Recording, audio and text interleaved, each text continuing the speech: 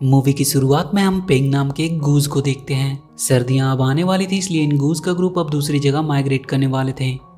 पेंग हमेशा से अपने ग्रुप से अलग ही रहता था। उसे लगता था कि वो और से थोड़ा अलग है। वो और गूज की तरह डिसिप्लिन में नहीं रहना चाहता था। इसलिए उसके ग्रुप का लीडर बिंज हमेशा से उससे परेशान ही रहता था, क्योंकि वो कभी उसकी बातों को फॉलो ही नहीं करता था।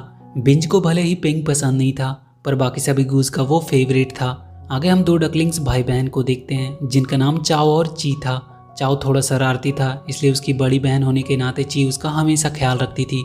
उनके डक्स का ग्रुप भी किसी सफ़र पे था। पेंग की गर्लफ्रेंड का नाम जिंग था और ये उसके लीडर बिंज की बेटी भी थी। पेंग जिंग के साथ मस्ती करने लगता है और इसी के चलते उसका बैलेंस बिगड़ता है और पेंग उन डक्स के ग्रुप से टकराता हुआ पास के नदी के साइड में गिरता है, जहाँ उसका दोस्त लैरी नाम का टर्टल होता है। जिंग उसके पास आती है और कहती है कि उसके डैड उस पर बहुत ज़्यादा नाराज़ हैं। तभी उसके डैड वहाँ आते हैं। वो सबको बताते हैं कि इस बार सर्दियाँ जल्दी आने वाली है, इसलिए उन्हें अपनी माइग्रेशन स्पीड बढ़ानी होगी और अगर पेंग की ऐसे ही हरकतें रही तो हम कभी भी टाइम पे माइग्रेट नहीं कर पाएंगे। इसलिए बिंज पेंग को अपने ग्रुप से निकालकर छोटे गूज के साथ उड़ने को कहता है, पर बिंज इसके लिए मना कर देता है। वो कहता है कि वो अकेला ही सफ़र कर लेगा और उन लोगों से पहले ही वहाँ पहुँच कर दिखाएगा। जिंग उससे कहती है कि अकेले तो कोई भी उड़ सकता है, लेकिन जो अपने ग्रुप को साथ रखे वही एक अच्छा लीडर है, और वो भी चली जाती है। पेंग की वजह से ची और चाओ अपने ग्रुप से बिछड़ गए थे। वो दोनों एक पाइप के अंदर छुपे थे, क्योंकि एक खतरनाक जंगली बिल्ला उसे खाने की फिराक में था। वो दोनों अंधेरा होने का इंतजार कर रहे थे ताकि वहां से सही सलामत वो निकल सके। पेंग का दोस्त लैरी उसे समझाता है कि तुम अपने ग्रुप के साथ क्यों नहीं चले जाते। पेंग कहता है कि उन्हें आज जाने दो, वो कल अपना सफर शुरू करेगा और उनसे पहले पहुंच कर दिखाएगा। बाकी सभी गूज ग्रुप बनाकर अपने माइग्रेशन के सफर पर निकल जाते हैं। जिंग थोड़ा नाराज थी पेंग की वजह से, क्योंकि उसे उसकी फिक्र थी। अब रात हो चुकी थी। ची और चाओ वहां से बाहर निकलने का सोचते हैं, तभी वो बिल्ला उन पर हमला कर देता है।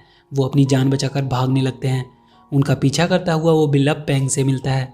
पेंग उसे मार मार कर वही नदी में डाल देता है, जिसमें वो डूब जाता है।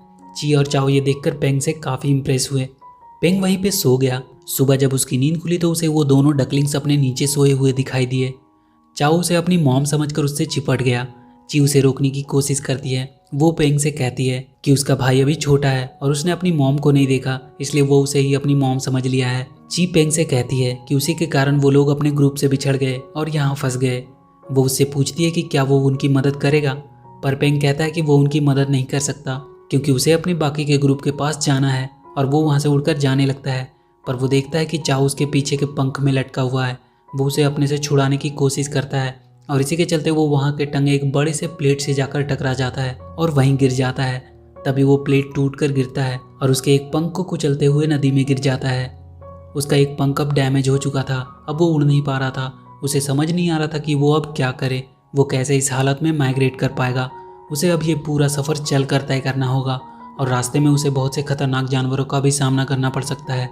तब उसे आइडिया आता है और वो ची और चाओ को अपने साथ ले जाने का सोचता है, ताकि कोई खतरा अगर आए भी तो वो उन दोनों को आगे कर देगा।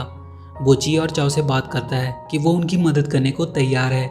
वो उन्हें अपने साथ चलने को कहता है और उनसे कहता है कि वो उनके ग्रुप से मिलवा देगा।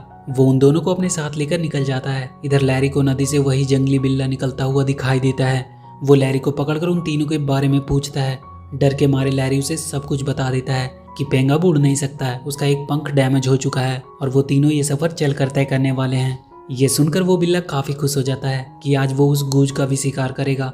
वो तीनों चलते चलते थक चुके थे और अब तो बहुत बारिश भी हो रही थी। बिजली भी तेजी से कड़क रही थी। उन्हें एक झोपड़ी दिखाई देती है। वो वहाँ के रहने वाले चिकन से पूछते हैं कि क्या वो एक रात के लिए यहाँ रुक सकते हैं, और वो तीनों पूरी रात वहीं आराम करते हैं और सुबह फिर से तीनों अपने आगे के सफर पर निकल जाते हैं। वो बिल्ला उनका पीछा करता हुआ उन चिकन्स तक पहुंच चुका था। वो उन्हें डराकर उनके बारे में पूछता है कि वो किधर गए हैं। पेंग को रास्ते में एक लेडी दिखाई देती है जिसके पास साइकिल थी। वो उनकी साइकिल चुराकर भागने लगता है और एक पत्थर पे ठोकर लगने से वो एक लॉरी में जाकर गिरते हैं जिसमें बहुत सारे पिग्स भरे थे। वो बिल्ला अब उनके काफ़ी नज़दीक आ चुका था, पर लॉरी से पिग के गिरने की वजह से वो बिल्ला उसी में दब जाता है। अब वो तीनों कोई जंगल में आ चुके थे और पेंग अब पूरी तरह से थक चुका था। ची और चाओ से किसी तरह जगाते हैं। पेंग उन दोनों को उड़ने को कहता है। वो उन दोनों को ऊपर फेंक देता है और कहता है कि वो उड़ सकते हैं। कुछ देर तो उन्हें भी लगता है कि वो वाकई में उड़ सकते हैं, पर बहुत जल्द वो नीचे गिर जाते हैं। वो दोनों पत्तों के ढेर में गिरते हैं। पेंग उन्हें बाहर आने को कहता है, पर चाओ वहाँ नहीं था। वो पास के एक गुफा में घुस गया था। पेंग और ची डरते डरते उस गुफा के अंदर जाते हैं। अंदर बहुत अंधेरा था। थोड़ा आगे चलने पर उन्हें रोशनी दिखाई देती है। वहाँ बहुत सारे जुगनू चारों तरफ रोशनी फैला रहे थे।